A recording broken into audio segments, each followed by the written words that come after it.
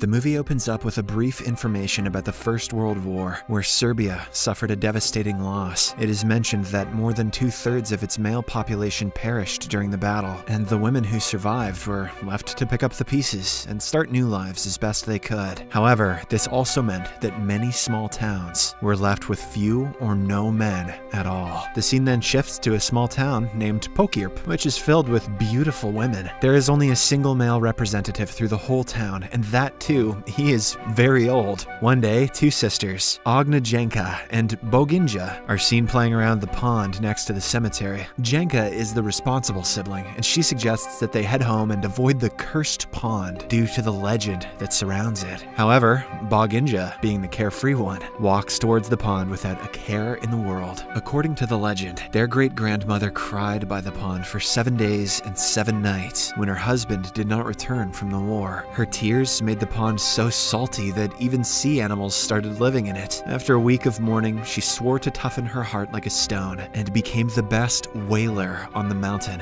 Wailers are women hired to cry at funerals, a tradition that has been passed down through generations in this family, which the sisters are also a part of. In Pokirp, if a boy is as tall as a rifle, he is considered ready for war. However, with so few men left in the village, and with the meager number of deaths nowadays, the family business is slowly becoming worthless. Following this, we are informed that only 2 men have ever returned to Pokirp from the war, but sadly, both died soon after. The first was crushed by a gravestone, and it is unclear whether his death was accidental or due to his wife's anger over his infidelity. Whew, rest in peace. And the second man, who knew that he could not defend the village of women by himself, set up a minefield in the vineyard. However, he did not mark the positions of the mines, and died after stepping on one of them. The vineyard is the main source of income for the villagers, but after the second man left a dangerous minefield beneath, the women who remained have renamed it as Mine Yard. Since then, the group of women draw straws to see who will be the next person to pick the grapes. Sadly, most of the time, they are unsuccessful as the mines explode and blow them up to smithereens. I cannot tell if this is a comedy or a drama. One morning,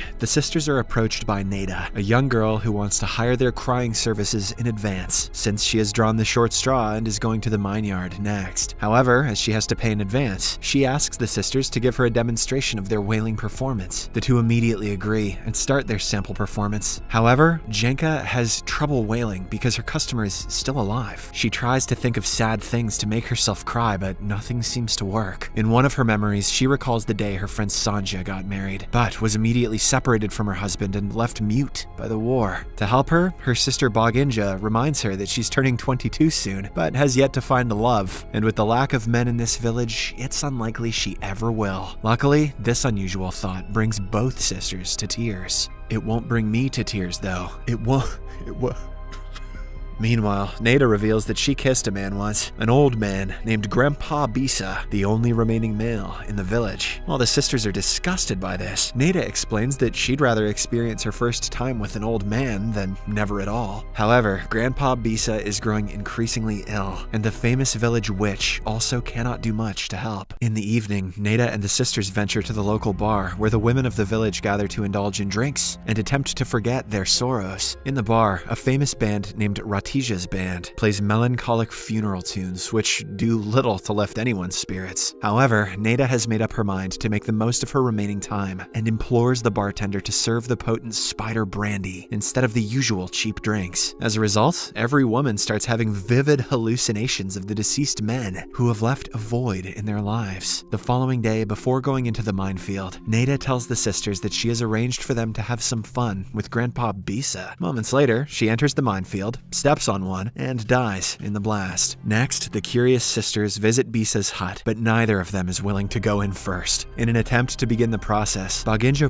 pushes Jenka onto the bed with the old man. Unfortunately, when Bisa appears close to her face, it causes her to freak out and scream, unintentionally giving him a fatal heart attack. His heart does not beat again, and he dies on the spot. Not a bad way to go, all things considered. As a result of their actions, the sisters are condemned to be burned at the stake. They are tied together and placed near a fire. Boginja, desperate to avoid death, proposes a condition and promises to bring back a better man than Bisa within 3 days. The village witch agrees, but she makes sure to curse the sisters, saying that if they fail to do so, their great-grandmother's soul will rot in a place worse than hell. That's right, we talking about Burger King. In the next scene, the sisters embark on a challenging quest to find a man, but their search proves to be much harder than they expected. On their way, the first man they encounter belongs to a female-only town, where the women fiercely guard him and scare the sisters away. The second man turns out to be a woman disguised as a man, attempting to join the army to help with repopulation. Finally, they arrive at the city, and are surprised to see the men from their hallucinations there. Janka finds herself smitten with Dragol Jub, a daring circus performer known as the Man of Steel, who wows audiences with his cannon launches. As soon as their eyes meet, they feel a spark of attraction, and Drago offers to take Janka on a flying adventure, a stunt he usually reserves for paying customers. In the meantime, Boginja is drawn to Arsa, a charming singer who captivates the hearts of all the girls in the city with his smooth voice. As Janka and Drago soar through the air, their bond grows stronger, but their flight ends in a plunge into a nearby lake. Drago struggles to stay afloat, but Janka rescues him and revives him with mouth-to-mouth resuscitation. Impressed by her courage and quick thinking, Drago offers her a position as his assistant.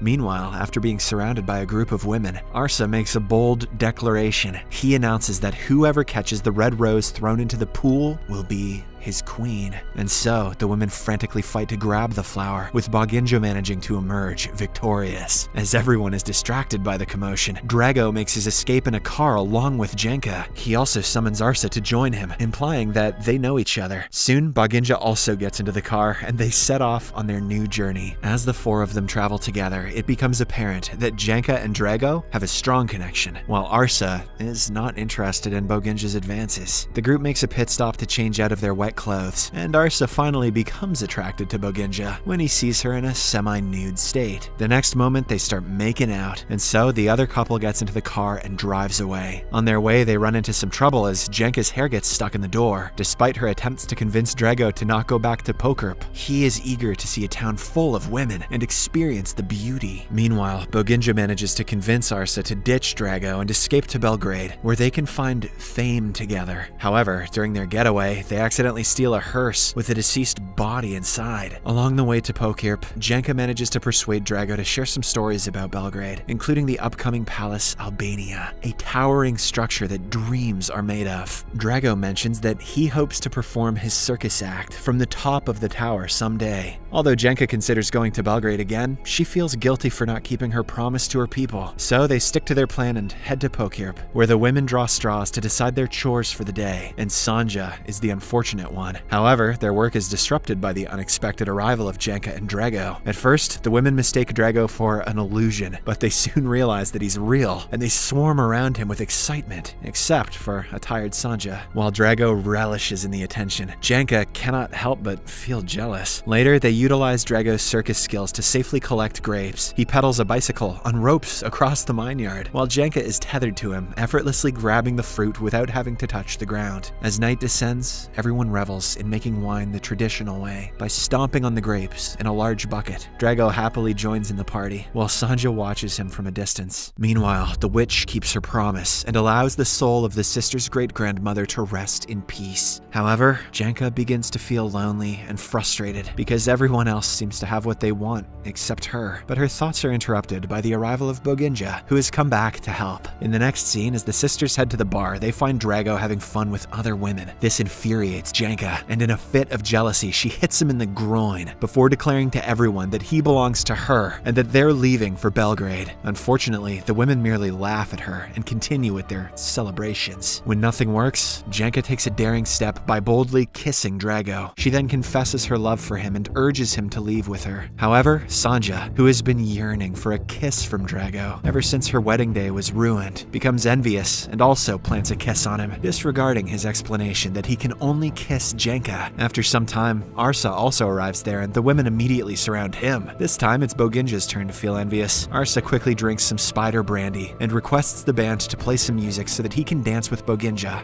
on top of the table. But things turn violent when Ratija also desires to dance with Arsa, leading to a scuffle between her and Boginja, which leaves their feet bleeding from the broken glass. Drago grows weary of the spectacle and flips the table, putting an end to it all. After this, a bitter argument between the men ensues, and the women suggest that the best way to determine who is the better man is through their bedroom skills. Drago agrees, but Jenka hurls a glass at his head, revealing her possessiveness and envy. The following day, Drago wakes up to find Sanja hovering over him, trying to get closer. She confronts him about his macho behavior and reminds him that it's okay to let go of his pride. However, deep down, she knows that Drago is committed to another woman. So, after a bit of consideration, she kisses him one last time and sends him off to be with his true love. Next, as the sisters leave for Belgrade in their car, Drago tries to follow them. However, they angrily ram him with their vehicle for all the problems he's caused as of late. Arsa, on the other hand, tries to escape from the women, waiting to spend time with him, and accidentally ends up in the dangerous mine yard. Just when it appears as if he is going to die, the sisters arrive, and Boginja steps up to rescue him from the minefield. Before she sets out, she bids her sister an emotional farewell, urging her to continue her way to Belgrade and live a full life. With a red rose, the same one Arsa threw on the day they first met, pinned to her chest, Boginja then moves towards her beloved, and they share a passionate kiss. The villagers watch in awe as the two lovers dance in a beautiful and moving choreographed display, unaware of the mines detonating all around them. They move in perfect harmony until the final deadly mine blast takes them both. Devastated, Jenka gets into her car and drives out of the village. She remembers that her sister had bathed in the cursed pond and believes that it was the cause of her untimely demise. However, the sun is shining brightly, symbolizing a hopeful future, and she begins to imagine the life that Draco had described to her. The movie ends on a hopeful note, with Jenka dancing to a lively rhythm. As she twirls and spins, she knows that she is ready to start a new chapter in her life, leaving the past behind and embracing the possibilities of the future. Subscribe for more videos like this, turn on notifications, and leave a like to help the channel out.